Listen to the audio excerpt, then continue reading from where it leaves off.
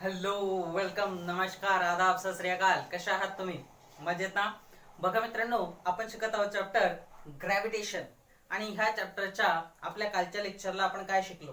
आपण शिकलो मास आणि वेट यांच्यामधला डिफरन्स. तसंच आपण घेतलं होतं त्याच्यावरचं एक उदाहरण असं होतं की ज्या व्यक्तीचं वजन हे पृथ्वीवरती 750 न्यूटन असेल तर चंद्रावरती त्याचं वजन किती असेल. मग ह्याच्यासाठी आपल्याला दिलेलं होतं की चंद्राचं मास वस्तुमान आणि त्याच्यानंतर चंद्राचं रेडियस. ह्याच्यावरून आपण काढलं की त्या व्यक्तीचं वजन भरलं चंद्रावरती 126.8 न्यूटन, म्हणजेच पृथ्वीवरती असणाऱ्या वजनाच्या 1/6 पट. ह्यावरून आपण कन्क्लुजन काढलं की ग्रॅव्हिटी जी आहे, ऍक्सलरेशन ड्यू टू ग्रॅव्हिटी जी, याची व्हॅल्यू चंद्रावरती पृथ्वीच्या ऍक्सलरेशन ड्यू टू ग्रॅव्हिटी व्हॅल्यूच्या 6 पटीने कमी आहे. त्याच्यानंतर आपण शिकलो gravitational waves.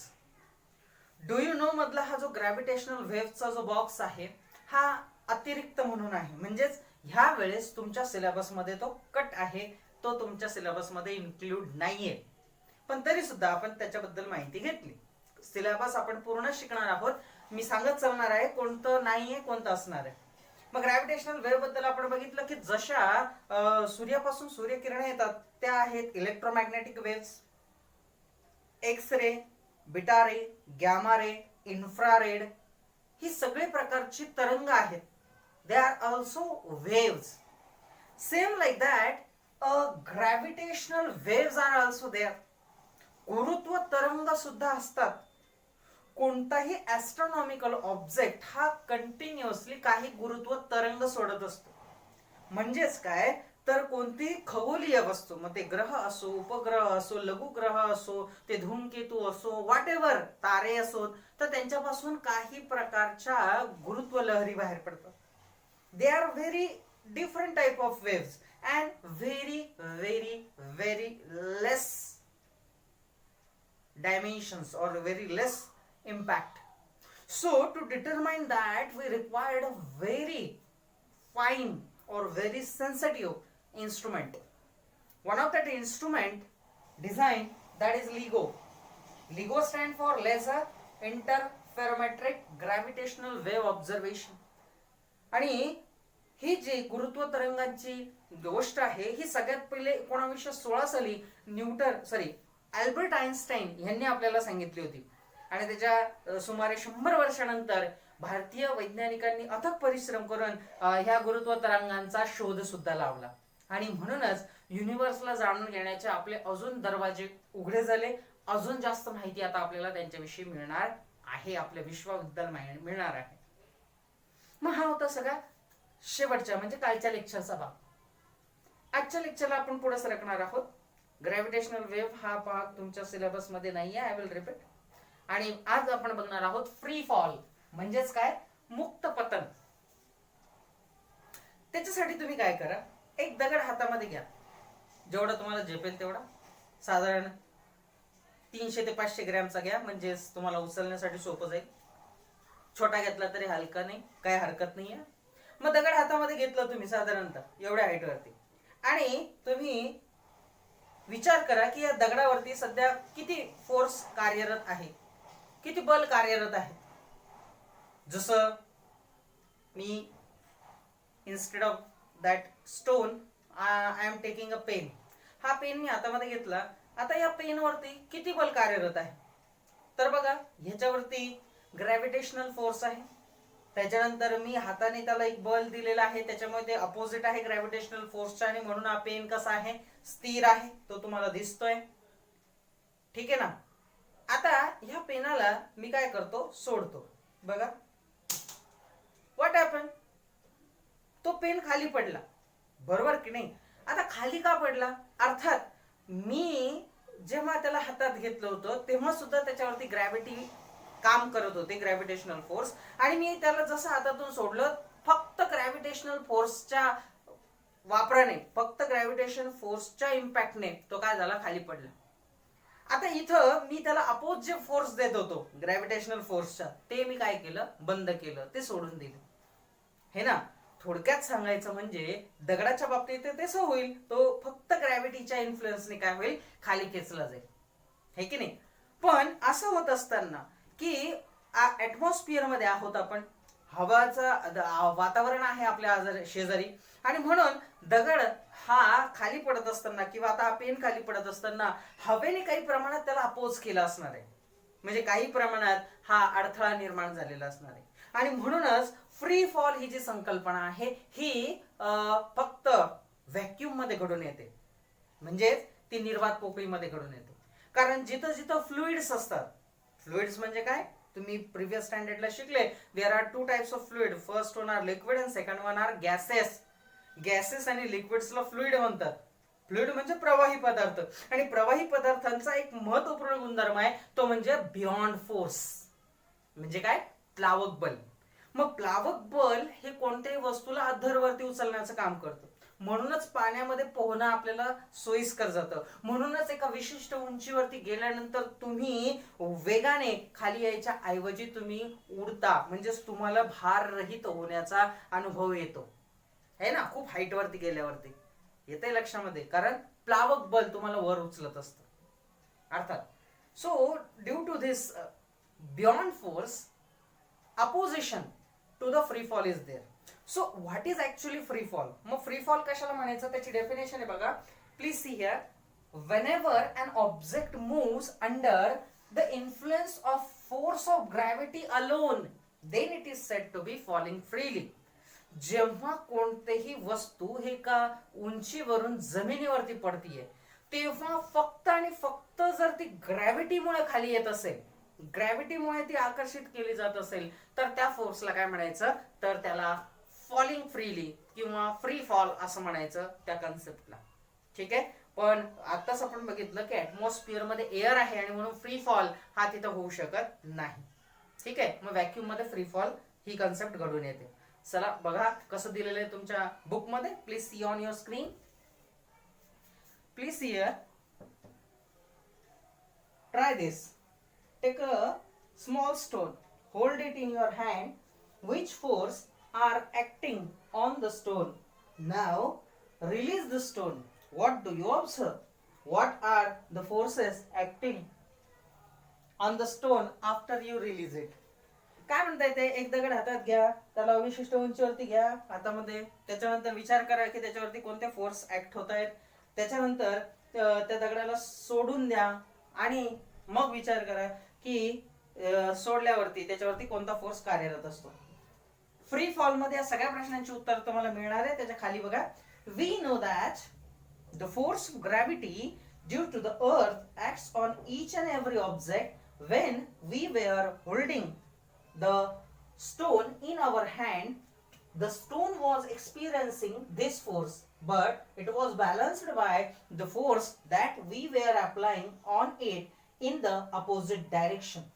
As a result, the stone remained at rest.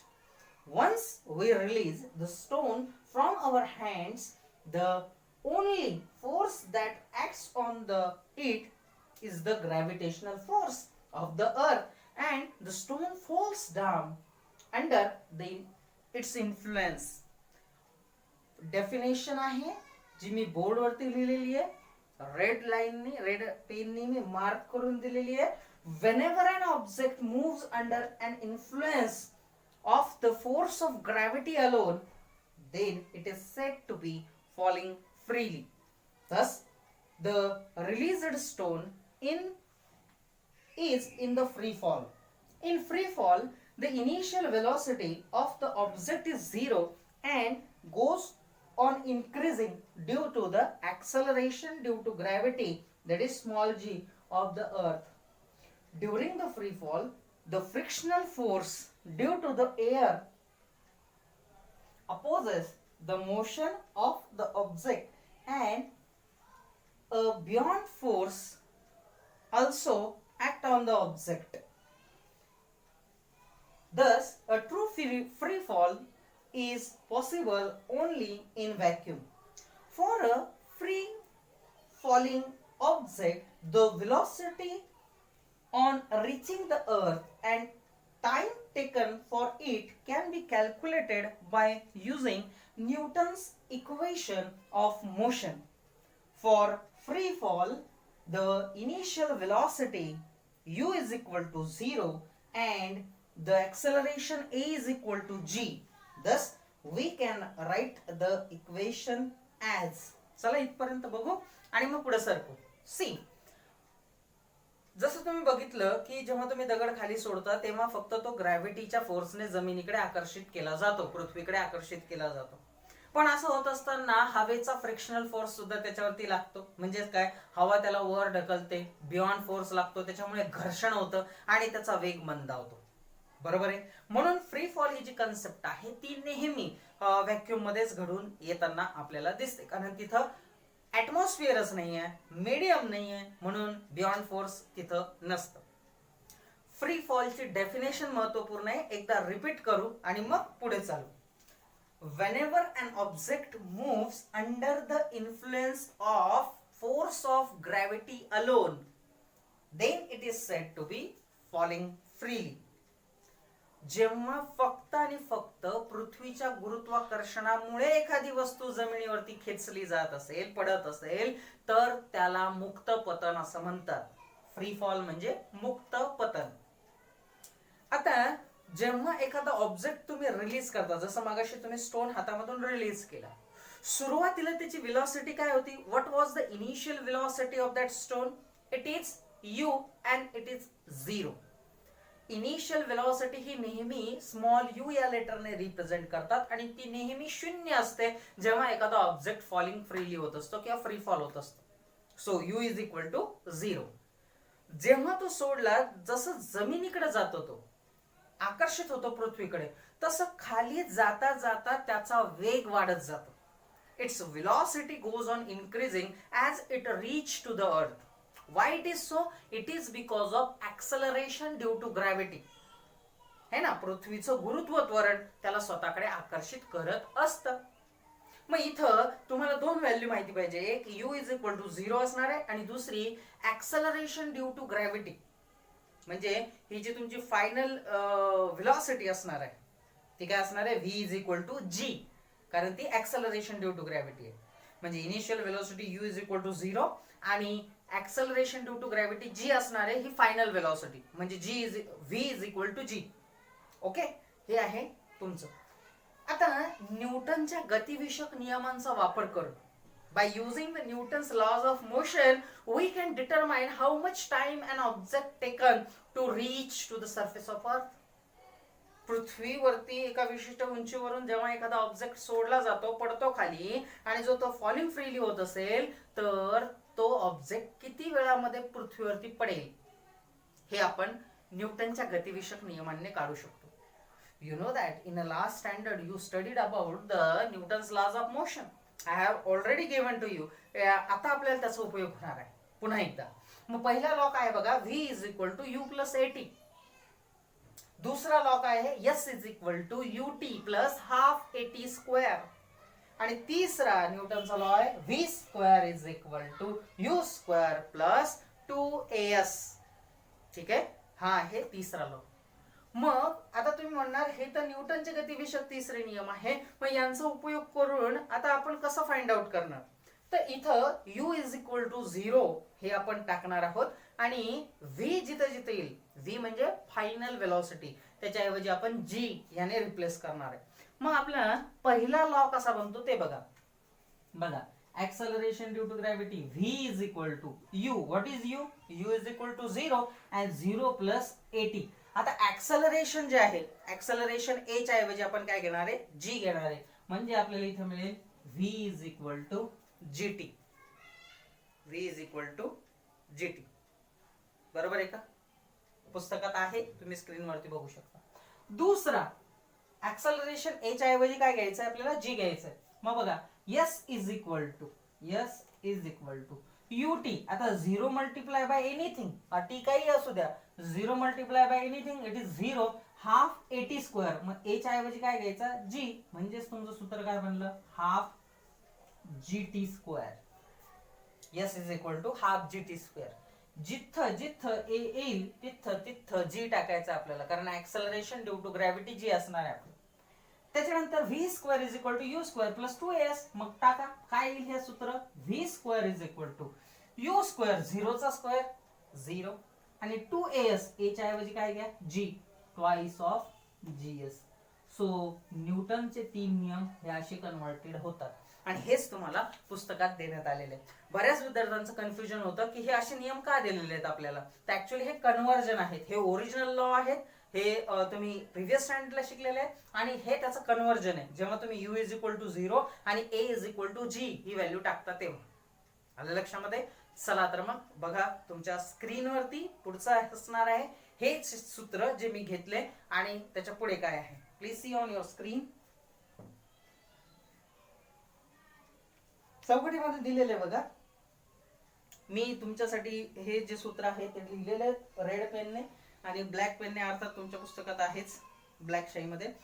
v is equal to U plus A T हा जुना नियम आहे आणि आताचा नियम काय बनतो तो v is equal to G T.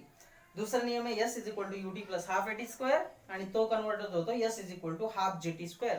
तिसरा आहे v square is equal to U square plus 2as जो कन्वर्ट होतो v square is equal to 2gs.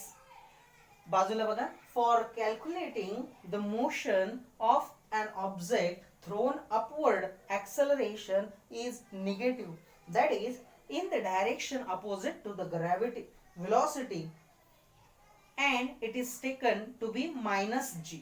The magnitude of the g is same, but the velocity of the object decreases because of this negative acceleration. The moon and the artificial satellite are moving only under the influence of gravitational field of the earth. Thus they are in free fall.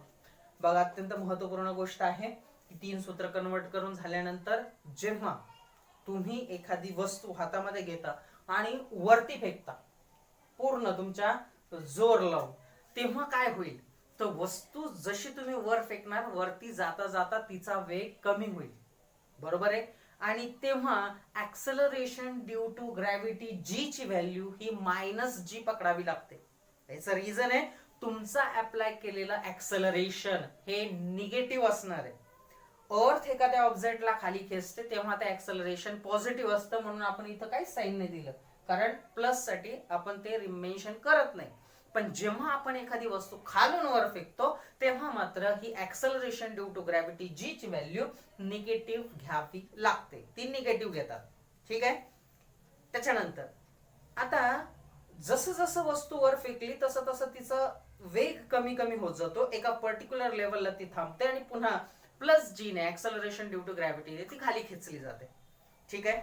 त्याच्यानंतर अर्थचा gravitational force इतका जास्त आहे आणि या फील्डमुळे moon जो काही त्याला लागलेला, मून जो काही आर्टिफिशियल सॅटेलाइट आहे अर्थचा, हा त्या फ्री फॉल कंडिशन मध्येच आहे. आलं लक्षामध्ये. म्हणजे ह्याच्यावरती सुद्धा फ्री फॉल कन्सेप्ट लागू होते. येते लक्षामध्ये. तर डू यू नो चा हा आपला पुढचा बॉक्स आहे.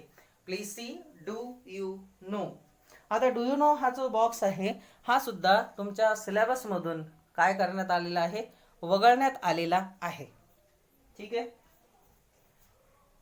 बघा मित्रांनो, डू यू नो हा जो बॉक्स आहे हा आपण घेणार, याच्यामध्ये आपण बघणार आहोत बऱ्याचशा गोष्टी, पण पुढच्या लेक्चरला. तर ह्या लेक्चरला इथं थांबूयात. ह्या लेक्चरला आपण फ्री फॉल बद्दल डिस्कस केलं. तो तुम्हाला व्यवस्थित तुमच्या शब्दामध्ये डेफिनेशन लिहून घ्यायची आहे, एक्झाम्पल लिहून घ्यायचे, न्यूटनचे 3 गतिविषयक नियम जवळ असू द्या आणि भेटूयात पुढच्या लेक्चरला. तोपर्यंत घरातच राहा, सुरक्षित राहा आणि शिकत राहा. शिकणं थांबवू नका. धन्यवाद.